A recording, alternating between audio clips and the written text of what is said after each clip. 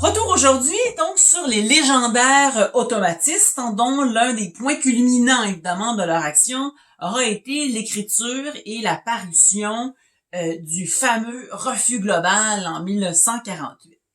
Refus global est en fait un recueil de textes écrits par plusieurs intervenants du groupe avec des images et dans lequel on retrouve le manifeste qui s'appelle Refus global, écrit par Bordua et qui sera co-signé par une quinzaine, évidemment, comme ça, d'automatistes tout azimut.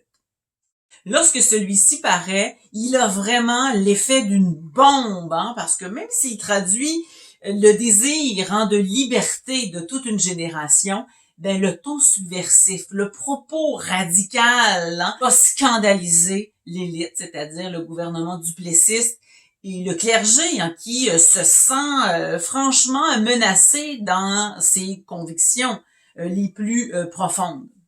Donc la presse va se déchaîner. Ceux qui n'avaient encore jamais entendu parler des automatistes vont être mis au courant de leur existence.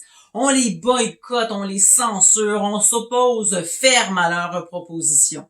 C'est donc à dire que nos automatistes vont payer très cher le prix de leurs désirs précoces, de leurs audaces, qui arrivent un peu trop tôt pour le contexte de l'époque. Il faut se replacer, il y a déjà plus de 70 ans, cette parution du Refus global en 48. Reste que cette réaction démesurée va avoir pour effet de populariser finalement le groupe et leurs revendications, parce que Refus global, c'était 400 exemplaires, éparpillés évidemment comme par-ci par-là, donc qui se serait sans doute tout ça passé inaperçu s'il n'y avait pas eu toutes ces secousses et cette indignation comme ça dans la presse.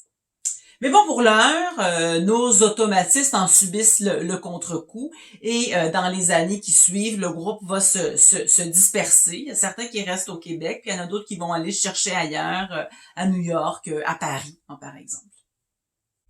Ça va quand même prendre quelques années avant que leur génie soit reconnu, puisqu'il le sera, nul ne doute aujourd'hui du riche héritage qu'ils ont laissé au domaine culturel québécois. Après eux, tout était possible au Québec. Ils ont été pratiquement canonisés héros de la culture québécoise, puisqu'ils ont été essentiels au chemin qui tranquillement allait nous mener à la Révolution tranquille. Depuis sa fondation, le Musée des Beaux-Arts de Mont-Saint-Hilaire vise justement à mettre en valeur cet héritage. Ils ont consacré plusieurs expositions au fil des années au groupe ou à certains de ses membres. Parmi ces expositions, je mentionnerai celle de 1997, Saint-Hilaire et les automatistes, qui était une exposition très importante puisqu'elle fut la première exposition automatiste présentée à Saint-Hilaire, soit plus de 50 ans après la naissance du groupe. Et c'est pas peu dire puisque cette exposition avait une valeur symbolique évidemment très forte. Mont-Saint-Hilaire avait été un foyer ultra important pour le groupe.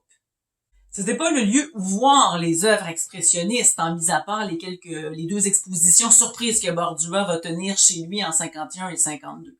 Mais c'était un lieu de ressourcement très important, évidemment, pour le groupe. Comme on le verra dans une prochaine capsule, c'était le lieu de naissance de Bordua et c'était le lieu de résidence de Bordua qui était venu se réinstaller depuis 1944.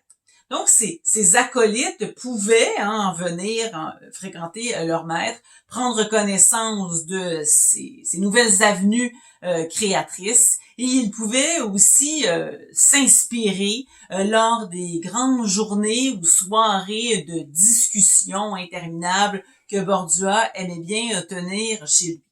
On dit qu'il était très, très hospitalier, d'ailleurs, Bordua, et plusieurs de ses disciples, dont Fernand Leduc, Riopelle, Maurice Perron, pour en nommer quelques-uns, vont profiter parfois pendant plusieurs semaines de l'hospitalité, évidemment, du maître de Saint-Hilaire. Donc, un véritable petit cénacle artistique se créait comme ça à Saint-Hilaire. Les Gauvreau avaient aussi une résidence à Saint-Hilaire. Plusieurs autres membres du groupe louaient des résidences d'occasion comme ça dans la région pour assurer la proximité du groupe. Les Barbeaux vont aussi s'installer là pendant un certain temps. Évidemment, la beauté du lieu devait les attirer, aussi le Richelieu, la montagne. Donc, ce paysage qui jouera certainement parfois dans la genèse de certaines de leurs œuvres non figuratives. Mais au-delà de ça, c'est vraiment le mentorat du maître et les échanges sur la philosophie, l'esthétique, la religion qui vont forger ici, donc à Saint-Hilaire, l'idéologie du groupe. Groupe dont les va-et-vient, comme ça, devaient lucidement peut-être déranger un peu la petite communauté tranquille. Comment deviner ce qu'ils étaient, évidemment, à mettre à jour? Mais cela aura pour effet de faire de Saint-Hilaire le Creuset, de l'un des plus importants mouvements artistiques canadiens. Donc voilà, ça conclut pour aujourd'hui, mais il y a encore tellement à dire et tellement à dire sur eux, donc possiblement que de futures capsules traiteront d'autres aspects, évidemment, du groupe, soit des œuvres plus spécifiques, certaines anecdotes ou autres. Et j'aimerais bien revenir aussi de façon plus précisément sur Bordua lui-même, dont il y a tellement à dire. C'est donc un rendez-vous, je vous dis à la semaine prochaine!